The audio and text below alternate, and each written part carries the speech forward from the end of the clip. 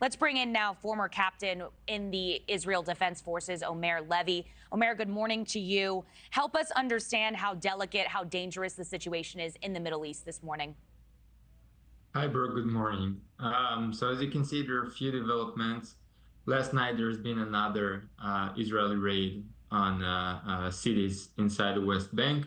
Now, mainly it's Jenin and Tulkarem, but you have to understand these raids have been happening for quite some time now, even before October the 7th.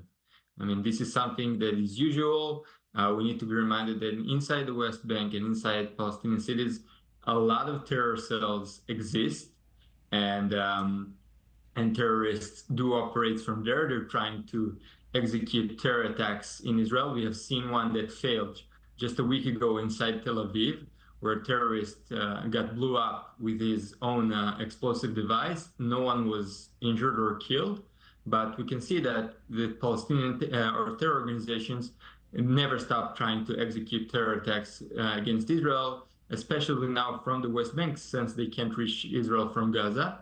So the IDF operates there on a constant level. And on another note, and another very happy note, an Israeli hostage was rescued just last night. He was actually found by the IDF forces that were operating in that area. Apparently, his captors fled the area because they've heard the troops coming in. So they just left him there and ran away. And happily, he was rescued, and he might be a little bit shaken, but he's in complete health. And he's been 10 months in as a hostage, and it's a pretty long time. Omer, I do want to get more to that hostage rescue in just a moment, but if I can stay on that developing news from overnight in the West Bank, is there concern from Israelis that this fighting could impact a ceasefire deal and the return of more hostages? So I don't think what happens in the West Bank has anything to do with the hostage deal, because we have to understand that negotiations are being done with Hamas as a government, as a governing leader of Gaza. They are the governing power of Gaza Strip. In the West Bank, Hamas is not a governing power. They do operate from there, but they're not governing the area. This is the PLO that governs the area.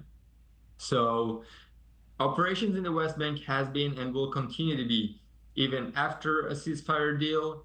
The IDF operates inside the West Bank since 2001, actually, pretty freely. And it is all coordinated with the governing power of the West Bank, which is the PLO, based on agreements of the Oslo Accords. Omer, quickly here, because I am running out of time, but I do want to talk about that hostage very quickly, the operation to rescue him. What details can you share about that?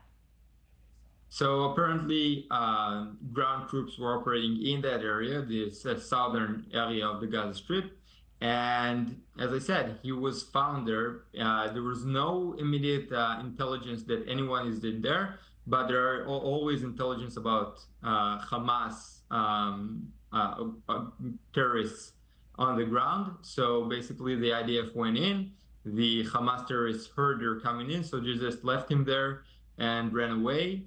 And happily, he was found and rescued in complete health. Yeah, delicate situation, a delicate rescue operation, no doubt. But again, to your point, that hostage now returned with his family, at this point appearing to be in good health. Omer Levi, a former IDF captain, thank you for joining us this morning. Thanks for watching, everybody. Go to joinnn.com to find NewsNation on your television provider. Also, don't forget to click that red subscribe button below to get more of NewsNation's fact-driven, unbiased coverage.